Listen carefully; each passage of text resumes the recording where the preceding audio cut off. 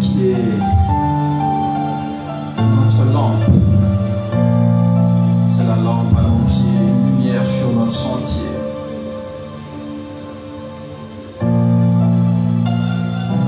C'est elle qui éclaire nos chemins.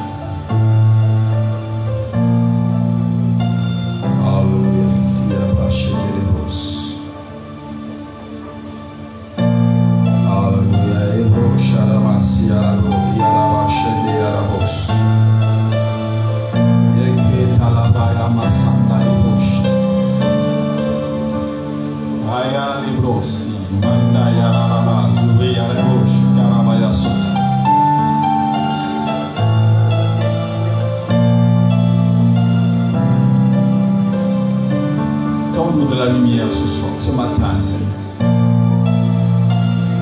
Éclaire nos vies, oh Dieu.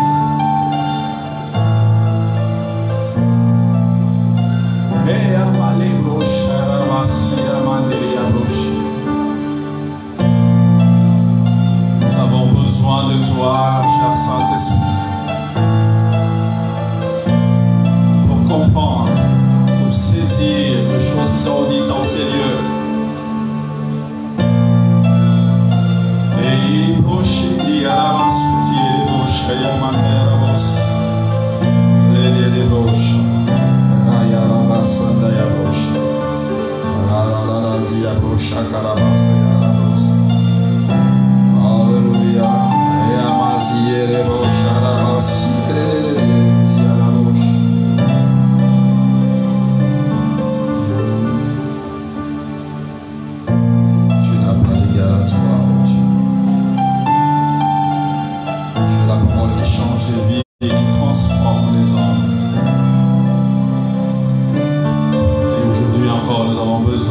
Plus que jamais, nous avons besoin de toi.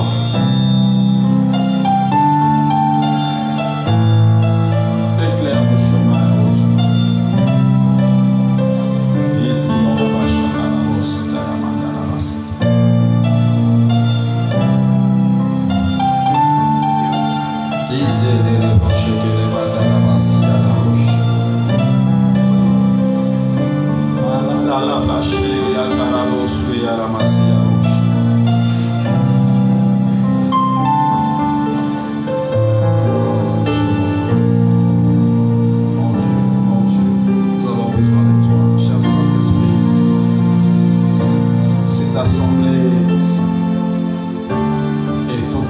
Sous ton pouvoir et ton autorité. Cher Saint-Esprit, je suis sous ton pouvoir et sous ton autorité. Nous sommes totalement soumis à toi.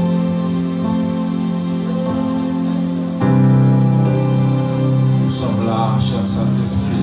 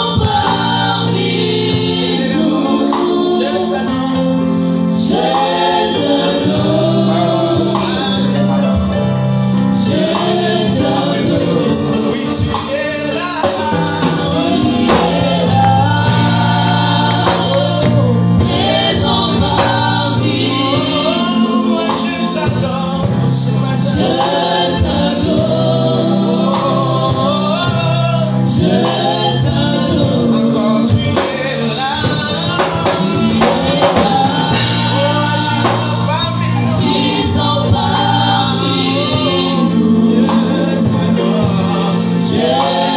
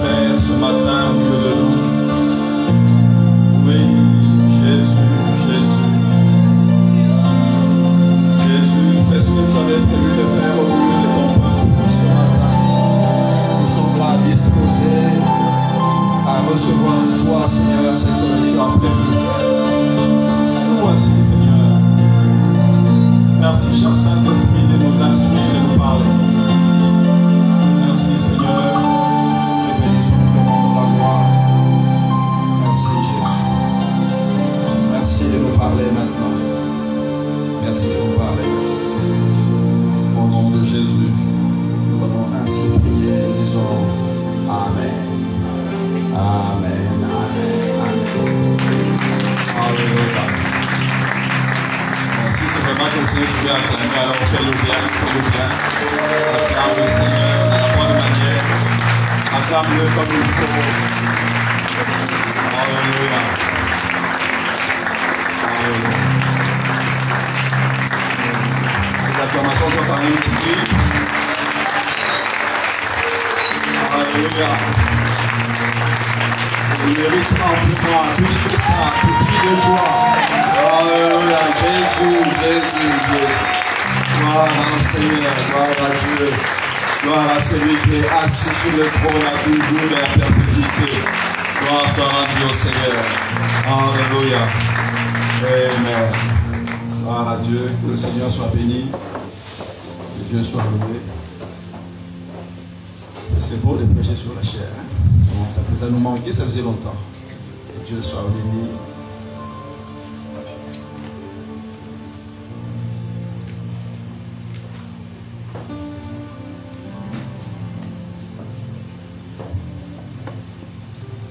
Que Dieu te bénisse, toi qui as contribué pour cette beauté. Que Dieu te bénisse. Hein? Tu as contribué pour qu'on fasse ça. Que Dieu te bénisse. Voilà. Nous bénissons le Seigneur qui nous fait grâce encore ce matin de nous retrouver ici pour partager la parole. Vous savez, en replongeant encore mes yeux sur l'aspect de la parole de Dieu, ça me rend encore beaucoup plus conscient de la beauté de la parole.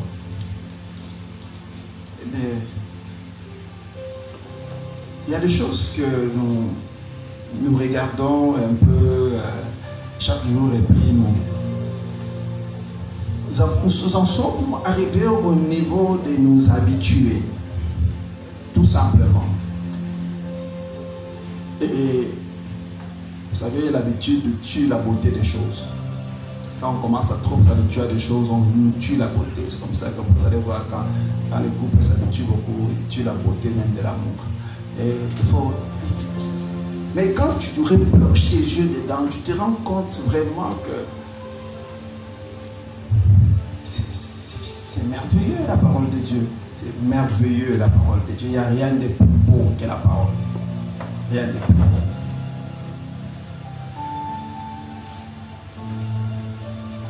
Psaume 109. Commençons par le commencement. Le psaume 109.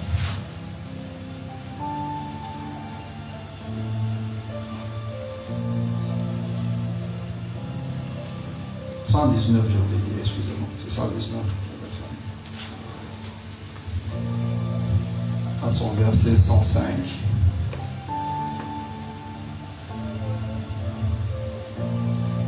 Psaume 119, verset 105, la Bible dit: ta parole est une lampe à mes pieds et une lumière sur mon sentier. Une lampe à mes pieds et une lumière sur mon sentier. Et Luc, chapitre 4.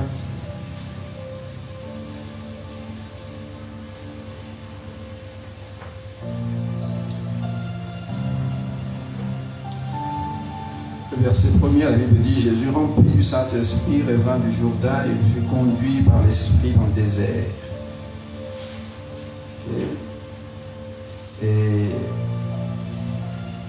au verset 17, la Bible dit: et on lui remit le livre du prophète Ésaïe. L'ayant déroulé, il trouva l'endroit où il est écrit: l'Esprit du Seigneur est sur moi, parce qu'il m'a envoyé pour annoncer une bonne nouvelle aux pauvres. Il m'a envoyé pour guérir ceux qui ont le cœur brisé, pour proclamer aux captifs la délivrance et aux aveugles le recouvrement de la vue, pour envoyer libres les opprimés, pour publier une année de grâce du Seigneur. Verset 21, la Bible dit: alors il commença à leur dire: aujourd'hui cette parole de l'Écriture, vous venez d'entendre, est accomplie. J'aimerais aujourd'hui que nous puissions prendre aussi Jean chapitre 6. Jean 6, 63. C'est un verset que nous connaissons bien pour la plupart ici. Jean 6, 63, la Bible dit, c'est l'esprit qui vivifie, la chair ne sert de rien. La parole que je vous ai dite, les paroles que je vous ai dites sont esprit et vie. Et nous terminons par Matthieu chapitre 28, versets 18 à 19. Matthieu 28, 18 à 19.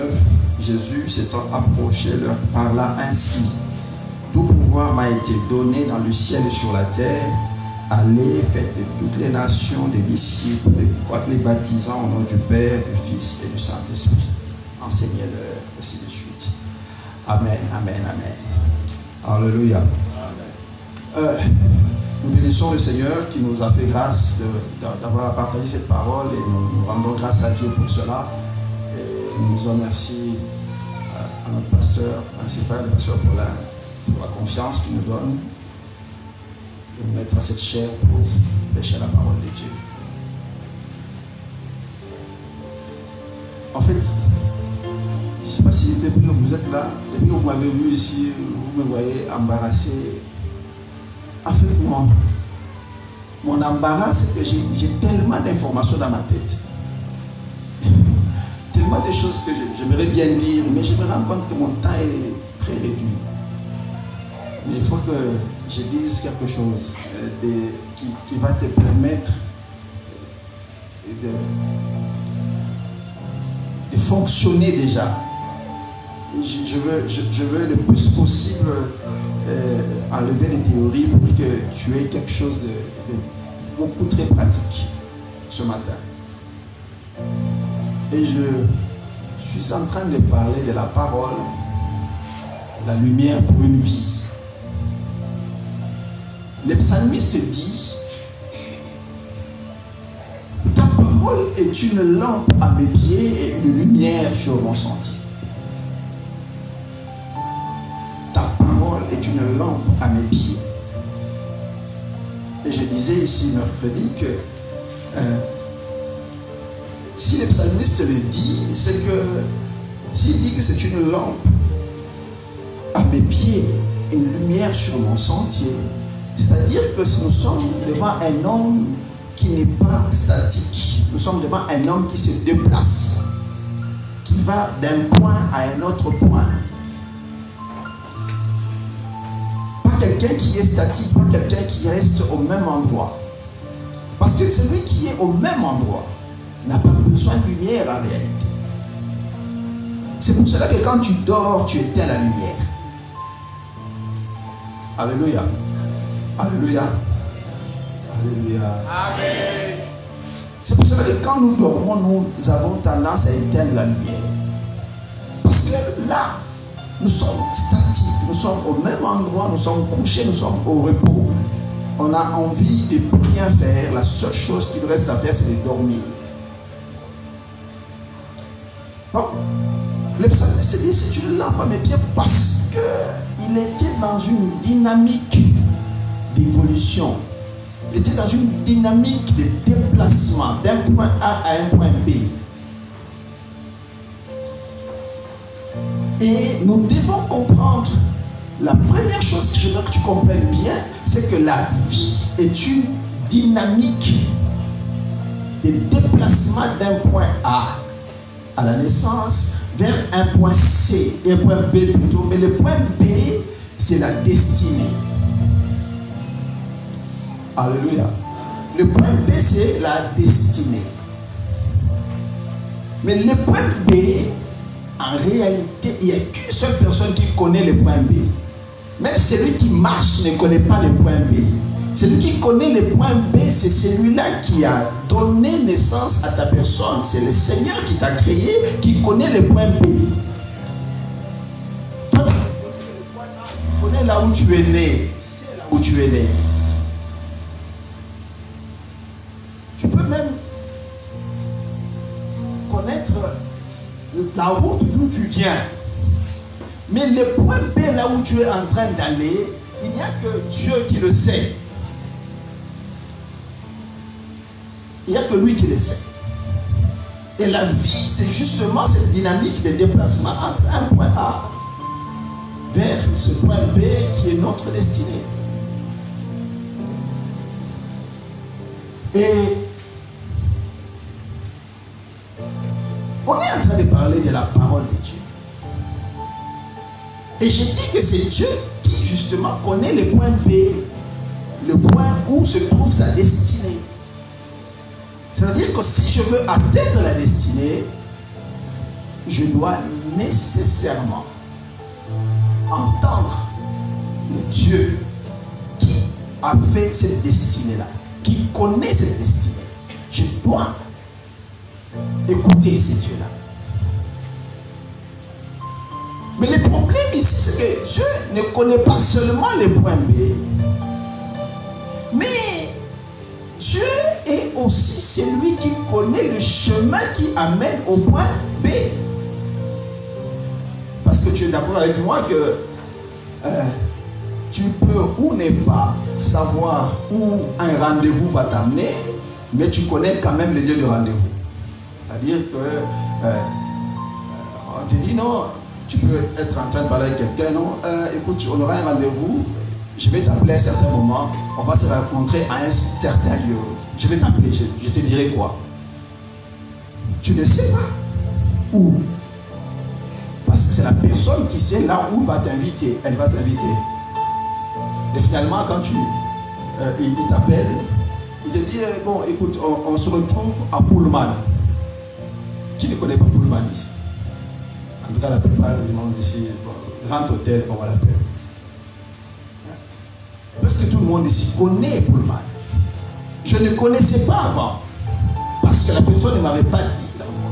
Mais maintenant, dès qu'il me donne le nom, je sais où ça se trouve. Parce que j'ai déjà été. Mais le problème maintenant avec la destinée, c'est que non seulement c'est lui qui connaît la destinée, mais c'est lui-même aussi qui connaît le chemin. Il est la seule personne qui connaisse le chemin, qui mène à cette destinée. C'est pour cela que le psalmiste est en train de dire que ta parole est une lampe à mes pieds. Parce que si je marche, si je dois me déplacer de point A vers le point B, j'ai besoin de voir où est-ce que je suis en train d'aller. J'ai besoin de savoir quel est le chemin. Parce que nous sommes dans un monde de ténèbres et la Bible le dit clairement. Tout celui qui est entré dans la spiritualité voit le monde comme un monde de ténèbres. C'est pour cela que quand vous allez même dans les... même ceux qui sont allés dans les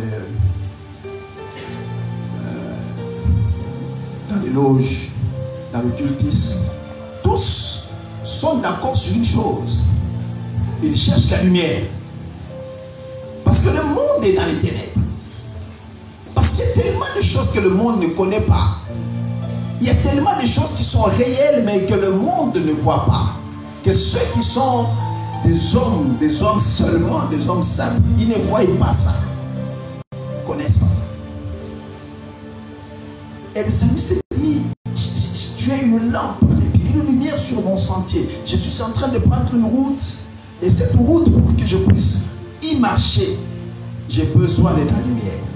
Et la parole est la lumière.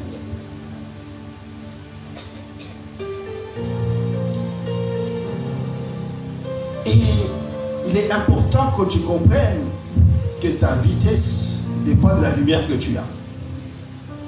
Plus tu as la lumière, plus tu peux courir plus vite. Moins tu as la lumière, moins tu peux courir. Tu ne cours pas plus vite que ta lumière. D'ailleurs, quand on parle de vitesse, il n'y a pas plus vitesse, il n'y a rien de plus vite qui va plus vite que la lumière. Il n'y a rien. C'est comme ça que quand on parle d'un déplacement des étoiles, on parle des années-lumière. Pour dire que la lumière est la chose qui se déplace le plus vite possible, plus que le son. Plus que le son. C'est-à-dire que la lumière se déplace plus vite que la parole dans la bouche. Plus que ce que tu dis, la lumière se déplace avec beaucoup plus de vitesse. C'est comme ça que aussi longtemps qu'un homme dans les ténèbres, il ne peut pas aller vite. Quand tu es dans les ténèbres, tu alourdis ta marche. Tout ténèbres alourdit la marche de celui qui vit dedans. Parce que l'homme pour marcher a besoin de la lumière. Mais seulement ce n'est pas n'importe quelle lumière. Tu as besoin de la lumière de la parole parce que le point où tu es en train d'aller, il n'y a que celui qui s'appelle parole qui connaît là où tu vas aller. Il n'y a que lui qui sait. Si tu ne le sais pas, la parole le sait. Alors, qu'est-ce qu'il faut faire? Il faut aller chercher dans la parole. Il faut rentrer dans la parole.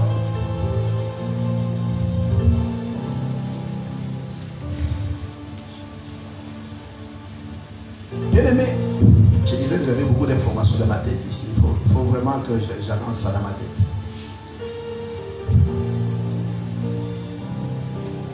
Et je disais ici mercredi que c'était important que nous puissions comprendre que la parole ne prend son envol, ne prend sa puissance, ne devient ce que Dieu veut réellement lorsque nous cherchons, nous la cherchons avec la personne du Saint-Esprit. Et nous avons vu comment est-ce que Jésus qui est né, parole de Dieu. Jésus est la parole incarnée de Dieu. Jésus est la parole de Dieu. Et il est né, il a grandi jusqu'au jour où le Saint-Esprit est venu à 30 ans. Quand le Saint-Esprit est venu, la parole a changé de dimension. La parole est devenue cette parole faite chair. Elle se manifestait au milieu de son peuple. La parole est venue à la main. C'est pour cela que quand vous lisez, la Bible dit, le Seigneur dit, cette parole des Écritures que vous venez d'entendre, c'était des sons, maintenant c'est une lumière que vous allez voir. Alléluia. Cette parole, c'était un son. Ce son était en train de marcher tout ce temps ici. Mais vous étiez là en train de regarder. Maintenant, vous allez voir, parce qu'elle va vous éclairer sur les choses qui ont été écrites, les choses que Moïse a écrites, que vous ne compreniez pas, que vous étiez en train d'entendre ou que vous étiez en train de lire tout simplement. Maintenant, elle s'accomplit, c'est-à-dire qu'elle devient chair, elle devient palpable, elle devient votre lumière, vous allez voir ça. C'est ce que le Seigneur était en train de dire. Et le problème justement qu'avaient les gens de l'Ancien Testament, c'est que ces gens-là avaient la loi, mais ils n'avaient pas l'esprit. C'est comme ça qu'il y avait au milieu de qu'une seule personne qui comprenait bien les choses. Les prophètes comprenaient. Parce qu'il avait reçu l'huile de Dieu. Il avait reçu l'esprit de Dieu. C'est comme ça que quand les prophètes parlaient, personne ne comprenait les prophètes. Ne comprenaient pas. Ils étaient comme embrouillés. Pourquoi? Parce qu'ils n'avaient pas l'esprit qui pouvait leur faire comprendre la parole.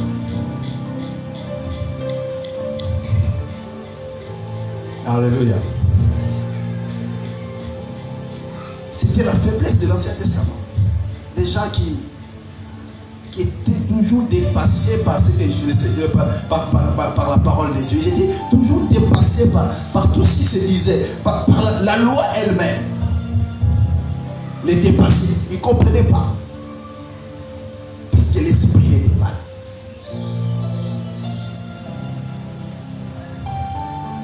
Alors j'aimerais tout simplement que tu comprennes dans tout ça, quelle est ta place. Dans tout ça. Et le Seigneur est en train de dire, dans Jean chapitre 6, verset 63, il dit que la chair ne sert à rien. C'est l'esprit qui vivifie. La chair ne sert à rien. C'est l'esprit qui vivifie. Parce que les paroles que je vous ai adressées ne sont pas chères. Les paroles que je vous adresse sont esprit et sont vie. Les paroles que je vous dis. Mais parce qu'en réalité, la parole n'est pas les mots. ce ne sont pas les mots. Les paroles, ce n'est pas les mots. La parole, ce n'est pas les mots. Parce que tout homme, avant d'ouvrir ta bouche pour parler, c'est que la Bible dit même que c'est de l'abondance du cœur que la bouche parle. C'est-à-dire que tout homme, avant de parler, il pense. C'est-à-dire que c'est dans son esprit que les choses se passent. Vous comprenez ça? La parole, ce n'est pas des mots. Les mots, maintenant, la personne les choisit par rapport à sa connaissance, par rapport à son instruction, par rapport à ce qu'il a comme bagage. C'est comme ça que quelqu'un peut avoir quelque chose à dire et manquer le dire correctement parce qu'il manque les mots corrects pour le dire. Mais son esprit sait exactement ce qu'il veut dire. Il sait exactement ce qu'il veut dire. Il peut être en présence de quelqu'un qui parle lingala, mais il ne maîtrise pas le lingala. Il peut sortir un mot qui n'a rien à voir d'ailleurs avec ce qu'il veut dire, mais dans son esprit, il sait ce qu'il veut dire. C'est comme ça que quand quelqu'un n'a pas l'esprit de la parole, il n'avance pas.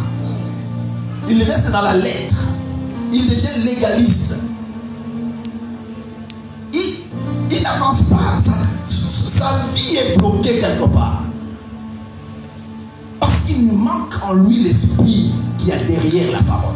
Parce que cette parole a été écrite avec un esprit. Comme ça, quand tu lis Ézéchiel, la Bible dit que quand le Seigneur lui a parlé, quand il a reçu la parole, la force, un esprit entrant en lui.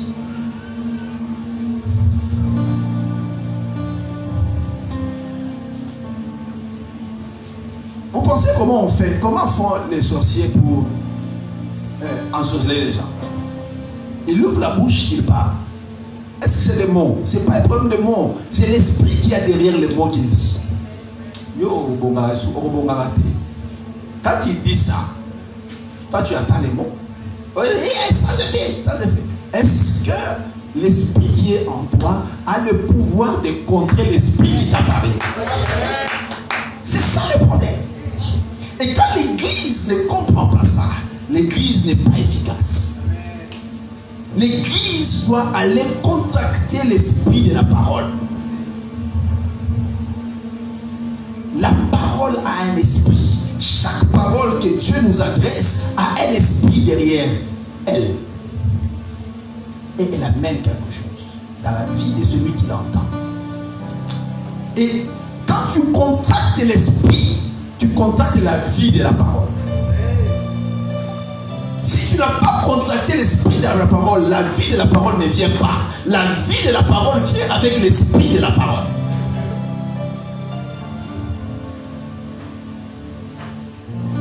La parole de Dieu, ce n'est pas des mots, ce n'est pas des versets que tu déclares au cours de la journée. Non, non. C'est l'esprit qui a derrière ça. L'esprit derrière ça. C'est pour ça que je disais mercredi, c'est important pour chaque enfant de Dieu d'être un intime du Saint-Esprit. Parce que c'est le Saint-Esprit qui a écrit la parole. C'est le Saint-Esprit qui sait exactement ce qu'il a voulu dire en disant à Pierre d'écrire ce qu'il a écrit. Et en disant à Paul d'écrire ce qu'il a écrit. En inspirant à Moïse ce qu'il a écrit. Il savait ce qu'il voulait dire. Donc, si tu veux comprendre ces choses, rentre auprès du Saint-Esprit. Parle au Saint-Esprit. Médite la parole avec le Saint-Esprit. Il ne faut pas faire comme le pasteur nous disait dimanche passé. Tu te réveilles seulement comme ça, tu ouvres. Et puis tu fermes. Et puis tu commences à dire non. Il y a un esprit derrière ces choses. Il y a un esprit derrière ces choses. Aujourd'hui, je vais m'efforcer de terminer dans les temps. Je vais m'efforcer de terminer dans les temps. Alléluia. La parole, c'est extraordinaire la parole de Dieu. C'est comme ça que le Seigneur dit à ses disciples, Matthieu 28, il leur dit, ton pouvoir m'a été donné dans les cieux sur la terre. Celui qui parle, c'est qui? C'est Jésus. Jésus, c'est qui? C'est la parole de Dieu. Il dit, tout pouvoir m'a été donné dans les cieux et sur la terre. Tout pouvoir. Tout pouvoir.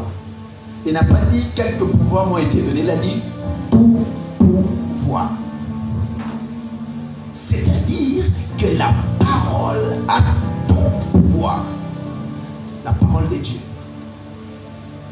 C'est-à-dire que la parole de Dieu a le pouvoir de tout contrôler dans la vie. La parole de Dieu a le contrôle sur tout ce qui existe. Parce que tout ce qui existe a été fait par la parole. Celui qui crée les choses a le pouvoir de maîtriser les choses qu'il a créées. La parole a créé et la parole a la maîtrise sur chaque chose. C'est pour cela que tout pouvoir m'a été donné.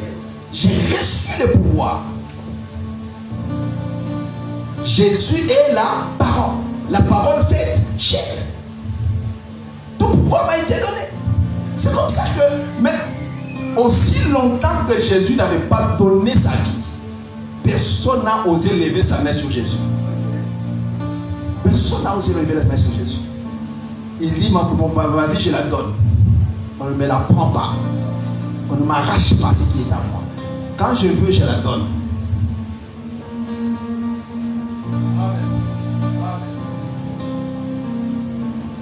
C'est-à-dire que Jésus, en tant que personne, étant la parole de Dieu, maîtrisait déjà la vie. Il maîtrisait la vie. C'est pour cela que quand on amenait les malades, il les guérissait. Parce qu'il maîtrisait la vie. C'est comme ça que même quand le pain manquait, il pouvait multiplier le pain en autant de fois. Parce qu'il maîtrisait la vie. Il dit, tout pouvoir m'a été donné au ciel et sur la terre. C'est-à-dire que dans le monde des esprits, j'ai le pouvoir. Dans le monde matériel, j'ai le pouvoir. C'est ce qu'il était en train de dire en réalité. C'est pour cela que dans la mystique, le peuple veut sortir de partout. Parce que la parole qu'il avait, c'était une parole qui était là. Il avait la capacité de produire le surnaturel. Il maîtrisait ces choses. Tout pouvoir m'a été donné. Tout pouvoir. Et quand il dit ça, il n'en parle pas en tant que Dieu au ciel. Il en parle comme 100% homme sur la terre. Quelqu'un me comprend? Ah. Il n'en parle pas comme Dieu au ciel, comme Elohim. Non, non. Il en parle comme un homme qui est sur la terre et qui maîtrise les choses qui sont sur la terre. Il dit tout pouvoir m'a été donné. J'aime la dernière phrase. Il dit, allez, allez, allez, faites de toutes les nations les disciples. Tout pouvoir m'a été donné dans les cieux et sur la terre.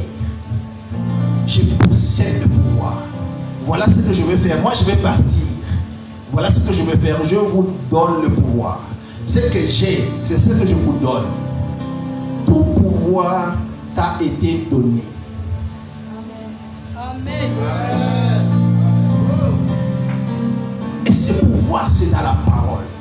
Quand je me dis je reçois Jésus, c'est-à-dire je reçois la parole. C'est-à-dire que je reçois la totalité. Les Colossiens 1,19, je pense, la Bible me dit qu'il a voulu que la totalité de la divinité soit incarnée en Christ, en Jésus. Et pourquoi? Parce que Jésus était la parole. Quand tu reçois la parole, tu reçois tout pouvoir.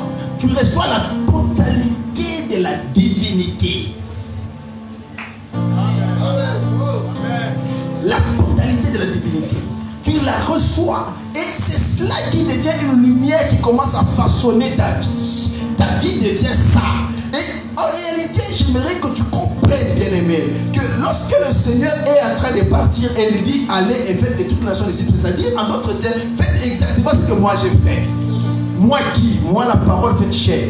En réalité, ces jours-là, le Seigneur venait de te nommer toi, parole faite chair.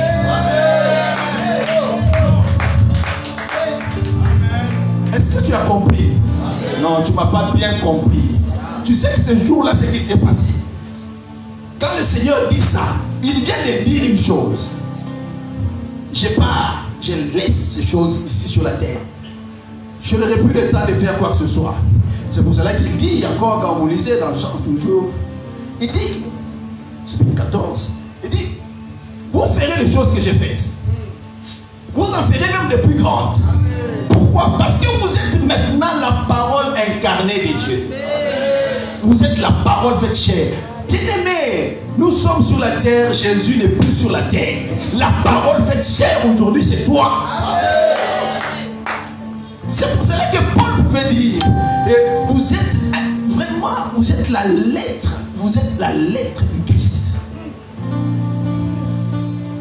Vous êtes la parole faite chair. Bien-aimé dans le Seigneur, bien-aimé dans le Seigneur, ce que est la parole, c'est ce que tu dois être. Amen. Tu dois être la manifestation de la parole. La parole n'est pas faite pour dire, la parole est faite pour être vécue. Oui, si la parole est puissante, c'est-à-dire que c'est toi qui dois être puissant. Si la parole est amour, c'est-à-dire que c'est toi qui es amour. Si la parole a toute autorité sur toutes choses, c'est toi qui as l'autorité sur toutes choses. L'Église ne comprend pas ça. C'est comme ça que l'Église reste dans la faiblesse. L'Église a tout pouvoir dans la parole qu'elle a reçue. Sinon, on va se laisser molester par les diables. On va se faire manipuler par l'ennemi. Parce que nous sommes dans les ténèbres. Mais lorsque la lumière vient, la lumière nous transforme en des hommes très dangereux sur la terre. Amen. Quelqu'un ne peut pas comme ça se décider de te prendre ta place et puis tu restes là en train de... Seigneur, quand même tu vois. C'est qui Seigneur ou même tu vois? Oui, il a vu. Mais toi aussi tu vois, qu'est-ce que tu fais? Pourquoi tu le laisses faire? L'autorité t'a été donnée. Le pouvoir t'a été donné. Bien-aimé dans le Seigneur, il n'est pas question aujourd'hui avec la parole que tu dormes comme si tu étais un homme mort. Non, tu ne peux pas échouer avec la parole. Tu n'échoues pas avec la parole. Tu ne te fais pas molester avec la parole. Tu ne te fais pas écraser avec la parole.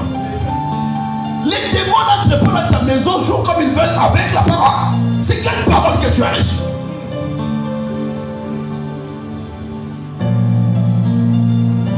La parole a reçu tout pouvoir. Tout pouvoir. Pas quelques pouvoirs. Tout pouvoir. Tout pouvoir. Le pouvoir de dominer. Le pouvoir de marcher sur les serpents, sur les scorpions et sur toute la puissance de l'ennemi. La Bible dit que rien, alors, rien ne peut te nuire. La Bible dit combien? Rien. Pourquoi les sorciers te nuisent? Pourquoi tu te laisses nuire par les choses de la vie? Tout pouvoir m'a été donné. Même les hommes de l'Ancien Testament ont compris ces choses. C'est pour cela qu'un homme comme Daniel ne pouvait pas comprendre que quand les pouvoirs changent, il commence à trembler. Non, non, les pouvoirs changent, ça change, je m'en fous. Ce n'est pas le pouvoir qui m'a mis au pouvoir, c'est les dieux du pouvoir qui m'a mis au pouvoir. C'est comme ça qu'un homme, j'aime Abraham. C'est comme ça qu'Abraham, le jour où il dit, et après avoir gagné la guerre, le roi de Sodome le voit.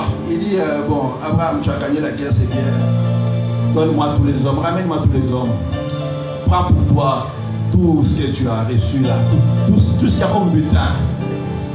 Tous les avoirs, prends. Abraham me regarde et dit, monsieur, tu ne me connais pas.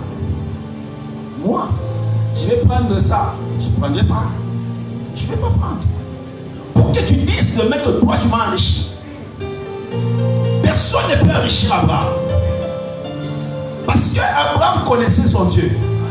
Abraham savait que Dieu était capable de l'enrichir. Il n'avait pas besoin qu'on place un nom d'un homme sur les gens qui l'ont enrichi. Bien aimé, c'est comme ça que je vous dis toujours ici. Personne n'a suffisamment les moyens pour m'enrichir moi. Je connais les dieux que je sais. Même si tu peux rester avec ton argent, je n'en ai pas besoin. Garde ça dans ta bouche. J'ai un Dieu qui est capable de prendre soin de moi à 100%. Oui. Ne sois pas en train de mendier auprès des gens. Tu mendies si tu ne sois pas un homme comme ça. Tu as la parole. La parole à la richesse. C'est la même parole ce n'est même pas la même parole. C'est moins que ça qui a été adressé à Abraham et Abraham est devenu un baron. C'est moins que ce que toi tu as.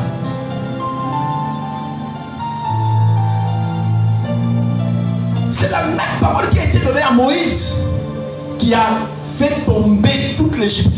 La même parole.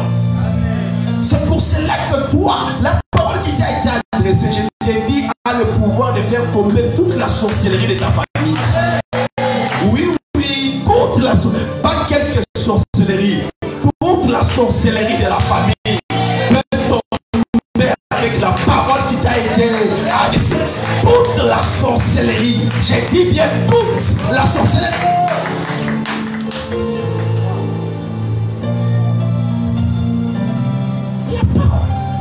Jouer avec la parole.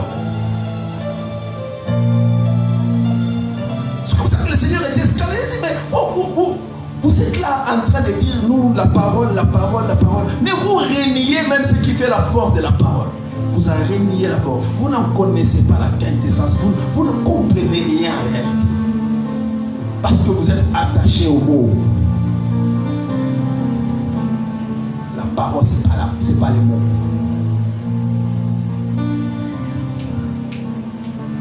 Un esprit qui produit la vie. C'est un esprit qui produit la vie.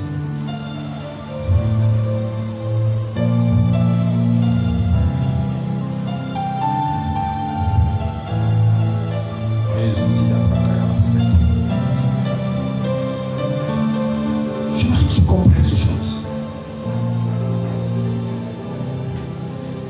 Ta vie ne peut pas rester la même quand elle a réellement croisé la parole. Quand réellement elle a croisé la parole. Quand la parole te donne la lumière, tu ne restes plus la même personne. Aucune personne qui était dans les ténèbres, qui entre dans la lumière, qui reste la même. C'est pas possible. Tu ne peux pas rester la même après avoir contracté la lumière. La lumière fait avancer. C'est pour cela, bien aimé, pendant ce temps que tu es en train d'écouter ces choses, c'est simplement une manière du Seigneur de te dire, c'est le moment pour toi de faire des pas en avant. Quand Dieu te donne la parole, c'est-à-dire que Dieu vient te dire maintenant, c'est le moment où je vais avancer avec toi. Bien aimé, tu vas avancer maintenant.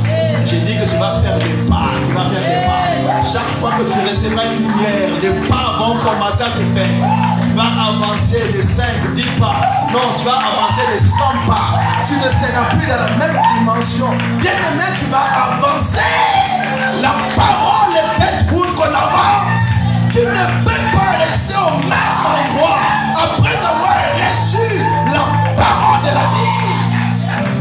La parole de la vie. Bien aimé, la parole est fait la force de ceux qui la reçoivent. C'est comme ça que Daniel veut dire, ceux du peuple qui connaissent leur Dieu, qui ont reçu la parole de Dieu, ceux-là, ils agissent avec fermeté, parce qu'ils savent ce que la parole est. Bien aimé, quand tu reçois personne ne peut tuer celui qui a reçu la parole. On ne peut pas te tuer. Tu ne peux pas être une proie après avoir reçu la parole. Non, tu ne peux pas être une proie. Après que tu as reçu la parole, si tu continues à être une proie, c'est que tu n'as encore rien reçu. Tu as reçu les mots, tu n'as pas reçu la parole. Sortez des mots, entrez dans l'esprit de la parole. Amen. Sortez des mots, laissez les mots derrière vous, entrez dans l'esprit de la parole. Et votre vie ne sera plus jamais la même. Que Dieu bénisse sa parole. que tu peux t'élever, lever tes mains bien haut et commencer à demander au Seigneur, donne-moi l'esprit de la parole. Donne-moi l'esprit de la parole. Parle au Seigneur pendant ce temps. Élève ta voix. Demande à Dieu la grâce de contracter l'esprit de la parole. Lève-toi, Shalama Satayemo. Lukaramaya Sayamo.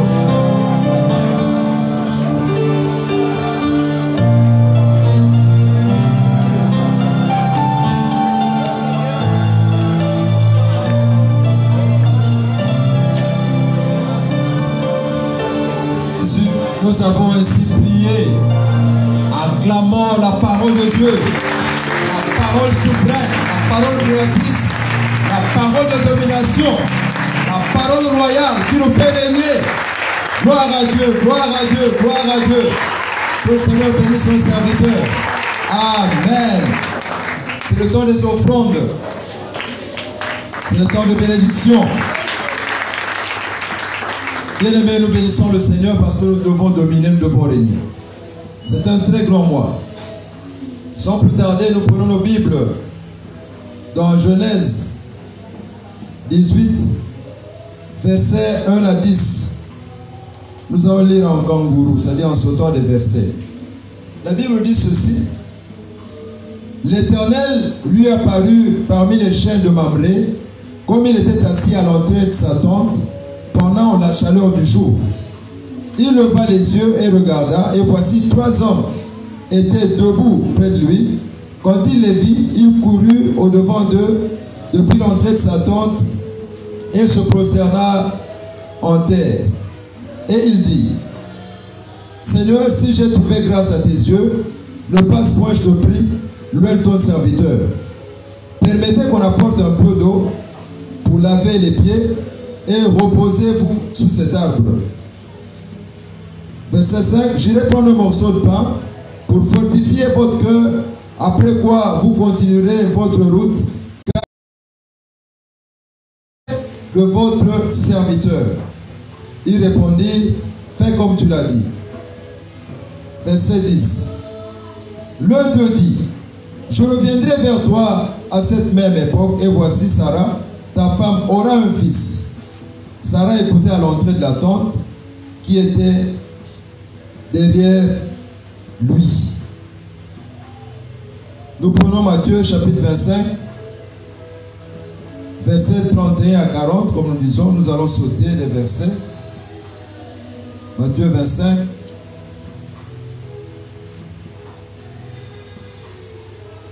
Verset 31, la Bible dit ceci. Lorsque le Fils de l'homme viendra dans sa gloire, avec tous ses anges, il s'assiera sur le trône de sa gloire. Toutes les nations seront assemblées devant lui.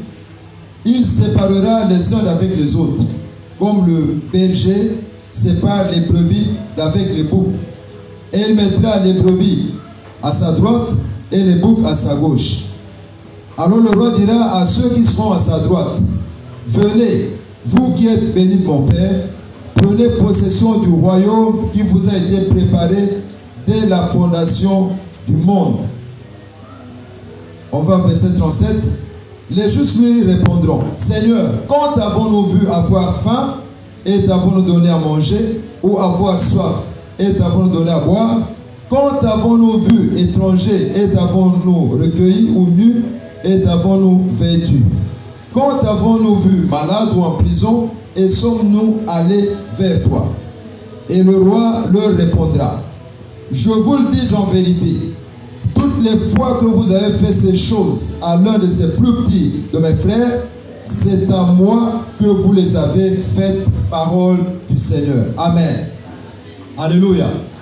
Bien-aimés, la marche avec Dieu, c'est une vie de responsabilité. C'est une vie des assoiffés, une vie des passionnés, des zélés, une vie des amoureux, une vie des gens qui s'engagent, des gens déterminés à avancer avec le Seigneur. Et dans cette vie, il y a beaucoup de mystères, il y a beaucoup de principes, il y a beaucoup de secrets. Comme vient de le dire notre bien-aimé pasteur Alain, que le Seigneur bénisse encore abondamment, pour cette profondeur de la parole. Bien aimé, il y a beaucoup de choses dans la parole de Dieu. Et nous devons être des grands travailleurs, des grands chercheurs de la parole de Dieu. Nous devons être des grands investigateurs. Le monde travaille moins. Nous sommes appelés à travailler davantage. Parce qu'il y a tellement de profondeur. Il y a tellement de découvertes que l'Esprit de Dieu veut nous donner. Bien aimé, en ce qui concerne les offrandes, il y en a beaucoup de sortes. Et les deux textes ici que nous avons choisis, dans le premier texte, Abraham était un ami de Dieu. Abraham était consacré à Dieu. Depuis Genèse 12, il a quitté tout ce qui était à lui. Il était pris en charge par Dieu. Abraham n'était pas un paresseux. Abraham construisait des hôtels. J'ai étudié, il a construit au moins 4 hôtels. Alléluia.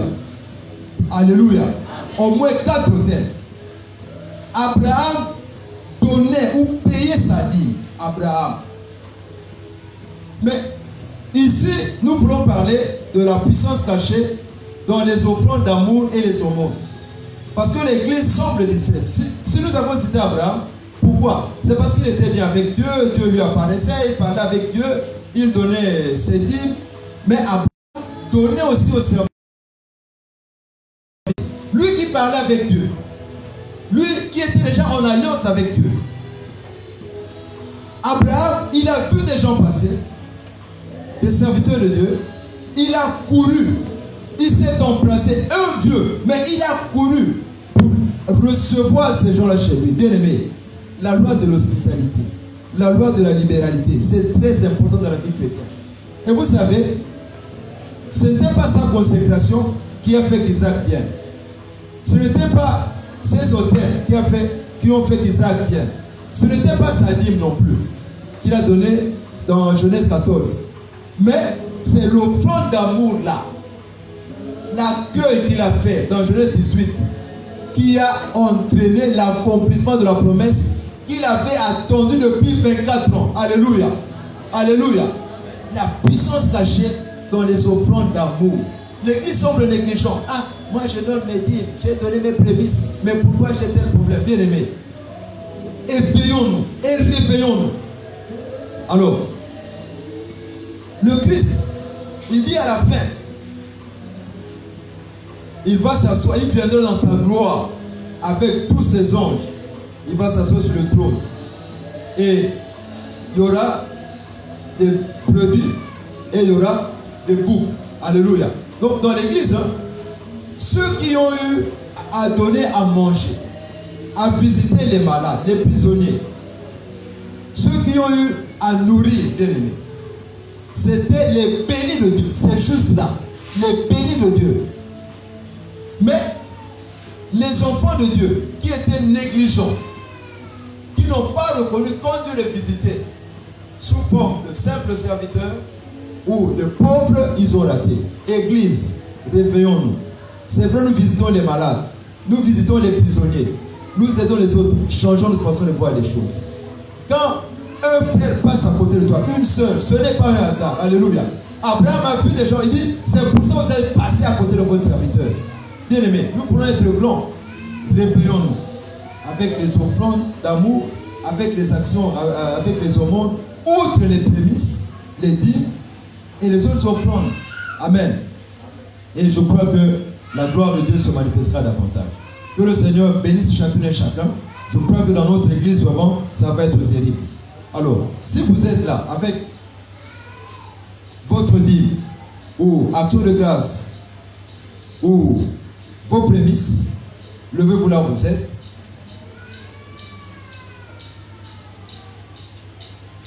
Ou une offrande spéciale selon la révélation de l'Esprit. Parce que tout dépend comment vous êtes connecté à l'Esprit. La sensibilité d'Abraham a fait qu'il est le père de la foi.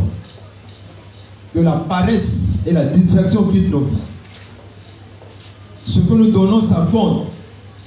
Chaque offrande est une prophétie, ça a une voix. C'est une semence.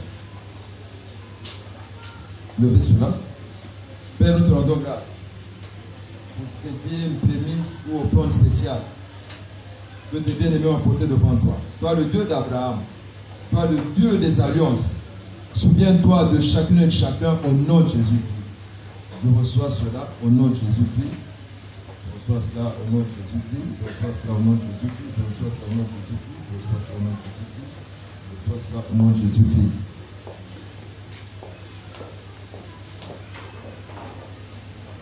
Nous allons lever avec nos offrandes. Même pour vous qui nous suivez sur Facebook, vous avez nos numéros. Vous pouvez envoyer vos dîmes, offrandes, ordinaires ou prémices par nos numéros. Nous allons prier. Dites après moi, Père Céleste, au nom de Jésus-Christ, voici mon offrande. Je la donne avec foi et je la donne avec joie. Elle me produira le centuple. Je serai riche, de plus en plus riche, jusqu'à être fort riche pour le royaume, pour ma vie et pour ma génération. Au nom de Jésus-Christ, Amen. Il y a aussi notre caisse de la mission, mission moisson.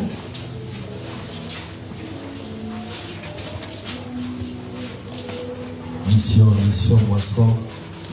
S'il vous plaît, il y a une équipe des missionnaires qui doit aller maintenant, juste après le premier culte, ils doivent aller à l'hôpital. Vous savez que chaque deuxième dimanche, nous sommes à l'hôpital sanatorium. On nous a parlé de l'offrande d'amour.